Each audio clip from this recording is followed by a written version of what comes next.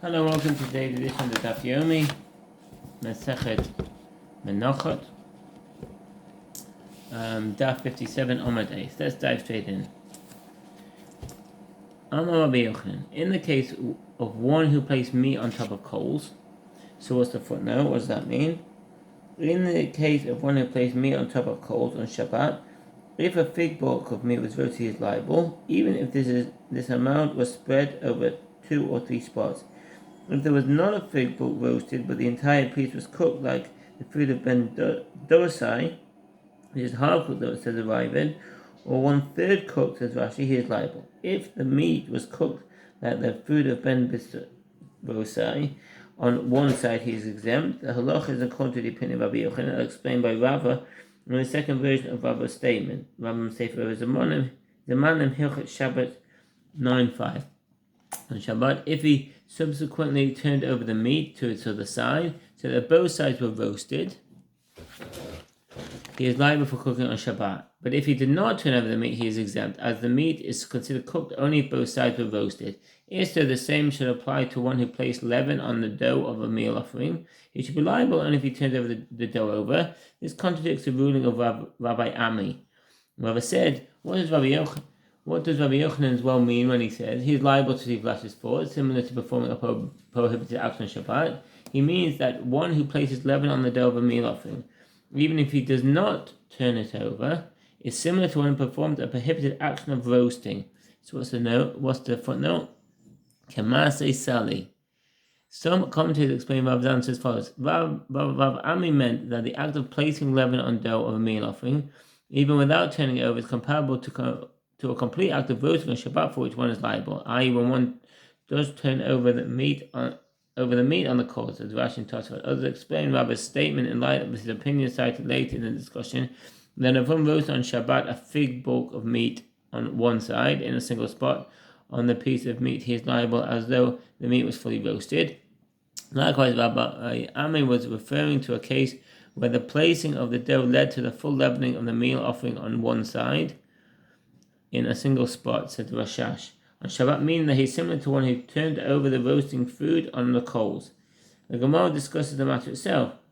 Rabbi Hana says that Rabbi Yochanan says, in the case of one who placed meat on top of coals on Shabbat, if he subsequently turned over the meat, he is liable for cooking on Shabbat, but if he did not turn over the meat, he is exempt. The Gemara asks, what are the circumstances of this case? If we say that it was a situation where he does not turn over the meat, if he does not turn over the meat, it would not cook, then it is obvious that he does not turn it over, he is exempt. So let's say that again. If we say that it was a situation where he does not turn over the meat, it would not cook, then it is obvious he does not turn it over, he is exempt. Rather, it must be referring to a case where even if he does not turn over the meat, it would nevertheless cook. But if so, why is he liable for merely placing the meat on the coals, despite the fact that he did not turn it over? The Gemara answers no.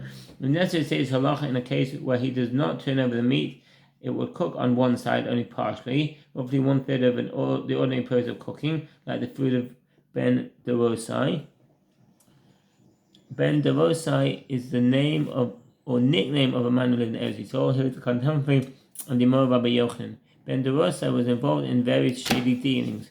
Nevertheless, he was apparently known to the sages whose instructions he would obey. The Jews in Talmud Avodah Zarah, since they were familiar with him, they cited him as an example of a person who eats partially cooked foods due to his great hurry to move from one place to the next. And now he turns it over. It cooks on both sides like the food of Ben Dorosai. And Rabbi Yochanan teaches that any meat roasted only on one side like the food of Ben Dorosai is nothing. What does that mean? Lo klum hu. By Torah law, roasting meat on one side is like the food of Ben Dorosai is not considered cooking at all, and this is not prohibited on Shabbat. Accordingly, when Rabbi Yochanan says that if one did not turn over the meat on the coals, he is exempt, he means that one is exempt by Torah law. The act is prohibited by rabbinic decree, lest one roast in a manner on the other side of the meat as well, and thereby violate the prohibition against cooking, and that's in the Shevet HaLevi. Others maintain that roasting meat on one side is considered a half measure, i.e. half of a prohibited amount, which is prohibited by Torah law, although one is not liable to receive lashes for doing it. Menachot Yosef Daf, i.e. this is not a violation of the prohibited labor of cooking on Shabbat. If it was roasted on both sides like the food of Ben Derosai, this is classified as cooking, and he is liable for cooking on Shabbat. The Gemara continues to discuss the case of meat roasted on one side on Shabbat. Rava says, and if the quantity of that meat equivalent in volume to a fig bolt was fully roasted on one side of the meat, and the roasted area was in one spot on the piece of meat, while the rest of the meat remained raw, he's liable for cooking on Shabbat. Ravina said to Rav Ashi, it can be inferred from Rava's statement that if the fig bulk of meat was roasted was on one spot, yes, he's liable. Whereas if the amount of the fig bulk was distributed over 2 or 3 spots, he is not liable. But then we learn in the Mishnah Shabbat 102b, one who drills, hakodeach, one who drills on Shabbat a hole of any size, whether in wood or metal, a vessel, or a building, is liable for the prohibited labor of striking a blow with a hammer to complete the production process of a vessel. I'm going to say for the one who has Shabbat 10:16. Any hole of any size liable for the labor of building or the labor of striking a blow with a hammer to complete the production process of a vessel. Then what analyzes that Mishnah? What are the circumstances? If we say that the Mishnah is referring to one who drills a hole in one spot alone, why is he liable? For what purpose is it a hole of any size, which includes a very small hole fit to be used? Rather, is it not referring to one who drills holes in 2 or 3 different spots?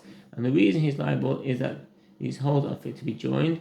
Builders who require a large hole will often start by drilling a few small holes, which will later enlarge and join together. By the same logic, if the meat was roasted in a few spots, he should be liable, as these can join together. The Gemara answers no. Actually, the Mishnah is referring to one who drills a hole in only one spot.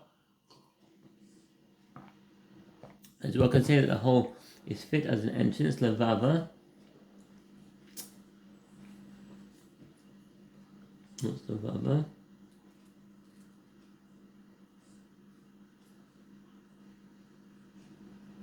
Bava. Although the term bava in Aramaic means gate or entrance, here the Gemara seems to be referring to a part of a key. Some read kacha, a tooth. See Shabbat 89b, which means may have been imparted by some to the word bava as well. The placement of a tooth of a key, aklida, which is very small. What's aklida? From the Greek, kanes or klida in the accusative form meaning key. And there's a picture, if you have the Gemara on page 33, key from the Bar Kochel period with teeth on the right. And there are those who say that there is a different version of this discussion. Rava says, even if the fig bulk of the meat that was fully roasted on only one side was distributed over 2 or 3 separate spots, is liable for cooking on Shabbat. Ravina said to Rav Ashi, we learn this halach in the Mishnah as well. One who drills a hole of any size is liable. What are the circumstances? If we say that the hole is in one spot alone, why is he liable? For what purpose is a hole of any size fit to be used? Rather, is it not referring to one who drills holes in 2 or 3 different spots? And the reason he's liable is that these holes are fit to be joined. Similarly, in the case discussed by Rava, one is liable for joining the meat in a few different spots, which can join together. The Gemara answers no. Actually, the Mishnah is referring to one who drills in only one spot, as one can say that it is fit as an entrance or the placement of the tooth of a key. The Gemara returns to discussing the prohibition against leavening a meal offering. The sages taught in a Braita concerning the deep pan meal offering. The verse states, no meal offering that you shall bring to the Lord shall be made with leaven, ready leaven and any honey. You shall not burn any of it as an offering made by fire to the Lord. Leviticus 2:11. The term meal offering is apparently superfluous. And therefore the Bible explains, if the verse has stated that only nothing that you shall bring to the Lord shall be made with leaven, I would say I have derived only that the handful removed from the meal offering for burning on the altar alone is included in prohibition, should not be made with leaven, and only a handful is burned on the altar. From where is it derived that one is liable for the leavening of a meal offering whose handful has not yet been removed? The verse states, meal offering, to teach that the prohibition includes a meal offering before the removal of its handful. The Gemara asks, since this verse is stated in the context of a deep pan meal offering, from where is it derived that one is liable for leavening the other meal offerings, which are not mentioned in the passage? Therefore, the verse states the inclusive phrase, no meal offering. So what does that mean? Talmud Loma Kol HaMincha. The inclusion of all meal offerings is derived from the term no. The only commentaries note that there are Tanaim who do not expound every mention in the Torah of the word no as an expression of inclusion. These commentaries explain that those Tanaim do not expound this term only when there is no logical reason to include any specific case. He talks about the 56b. When the straightforward meaning of the verse indicates that it serves to include other cases, they concede that the term no does serve to include other cases, and that's from Tosfot. To apply this halacha to other Menachim, the Bible continues to expound the verse. The phrase that you shall bring to the Lord indicates that this prohibition applies only to a fit meal offering, but not to a disqualified meal offering, e.g. a meal offering that was taken outside the temple or that was rendered richly impure. From here the sage is stated that one who leavens a fit meal offering, hamachamitz es haksheva v'chulu. One who causes a fit meal offering to become leavened is liable to receive lashes, or one who causes a disqualified meal offering to become leavened is exempt, as stated in the Bible. 12:18. They're going to receive lashes, but one who leavens a disqualified meal offering is exempt. With regard to the ruling that the prohibition against leavening does not apply to a disqualified meal offering, the Papa raises a dilemma. If one leavened a meal offering when it was fit, and subsequently someone removed the meal offering and it emerged from the temple court and it was thereby disqualified, and he again leavened it, in a case where one leavened a meal offering, if it subsequently emerged from the temple courtyard, causing him to become disqualified, and afterwards he leavened it, he is not liable to receive lashes. The reason is that this dilemma is left unresolved by the Gemara, and therefore the halacha is ruled leniently. I'm say for word 12:18. What is halacha? Is he liable for the second leavening as well? The Gemara explains the possibilities. Does one say that since it emerged, it is disqualified in accordance to the state of the item that emerges from its permitted area, and therefore when he again leavens it, he is not liable for due to the prohibition against leavening a meal offering after one who had already leavened it, or perhaps since one had already leavened the meal offering, from this point forward, the disqualification of the sacred item that emerges from its permitted area is ineffective. With regard to removing the prohibition against leavening, as the prohibition against emerging from the temple itself applies only to a fit meal offering, and therefore when he again leavens it, he is liable for it due to the prohibition against leavening a meal offering after one who's already leavened it. No answer was found, and the Gemara states that this dilemma should stand unresolved at Teku. Mali raised another dilemma concerning the leavening of a meal offering. If a priest leavened a meal offering while standing atop of the altar, what's the footnote? Chimtza b'rosh mizbech. If one leavened a meal offering when it was already at the top of the altar, he is not liable to receive lashes.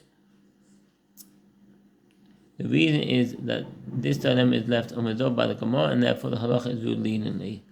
12:18. The later commentators explain that Rav Mari's dilemma applies only to the liability of one who caused the meal offering to become leavened, but he agrees that the meal offering itself is certainly disqualified from burning by means of this act of leavening. The one who burns it is liable for violating the prohibition for any leaven and any honey, and you shall not burn any of it as an offering made by fire to the Lord. Leviticus 2:11. Was the halacha? The Gemara clarifies the possibilities. The Gemara states in the Torah, no meal offering that you shall bring. The top part of the altar is where the priest stand before sacrificing, and when the act of sacrifice itself is performed. Mari's dilemma is based on two possible meanings of bringing in this context. It can refer to bringing to a place, or bringing in the form of burning on the altar. Therefore, it is possible to define an offering that is at the top of the altar as one that has been brought to the Lord, regardless of the fact that it has not yet been yet to be burned. Nevertheless, it has not been brought as an offering, as it has yet to be sacrificed upon the altar. Not to be made with leaven, Leviticus 2:11, which indicates that this prohibition applies only to a meat offering that has not yet been brought to the Lord, i.e. to the altar, and therefore, as the meat offering has already been brought to the top of the altar, even though it has not yet been burned, perhaps it is not included in the prohibition, or perhaps any offering whose burning has not yet been performed is considered like one whose action of sacrifice has not yet been performed, despite the fact that it has already been brought to the top of the altar. If so, this meat offering is included in the prohibition against leavening. No answer was found, and the Gemara states that the dilemma shall stand unresolved. The Gemara asks, and now that the Tan of the Baita derives from the phrase no meal offering, that the prohibition includes even a meal offering before the meal of its handful, why do I need the phrase that you shall bring in the same verse? The Gemara answers it is necessary for that which is taught in the Braita. The verse states that you shall bring in order to include the meal offering brought with the libations that accompany certain animal offerings, such as burnt offerings, peace offerings, sin offerings, guilt offerings of a leper in the prohibition against leavening. And not understand the meal offerings from which a handful is removed. These are entirely burned upon the altar, and the additional derivation is necessary to include them in the prohibition against leavening. This is the statement of Rabbi Yoshua Glili. Rabbi Kiva says, this phrase serves to include the shewbread in the prohibition against leavening. So what's the footnote? The Rabbos minchas nesachim, la Rabbos lechem aponim lechimutz. It is prohibited to leaven the shewbread, and one who does so is liable to receive lashes, as the verse states, any meal offering. One who calls a meal offering of the libation to become leaven is not liable to receive lashes. The reason is that if he needs it in water, it is disqualified before it becomes leaven, and if he needed it with wine of the libations, this is like fruit juice, which does not become leaven. The halacha is in accordance with the opinion of Rabbi Akiva in the Braita of Rambam Sefer Vod, the Hilchot Ma'aseh Kabbalah 12:19, and see the Kesef Mishnah there. And the Gemara clarifies his opinions. With regard to the opinion of Rabbi Yosef Glili, the Gemara asks, how is it possible to leaven the meal offering with bought libations? This type of meal offering is needed only with olive oil, which is a type of fruit juice. That's the end of the Omid. Thank you for listening. All the best. Bye.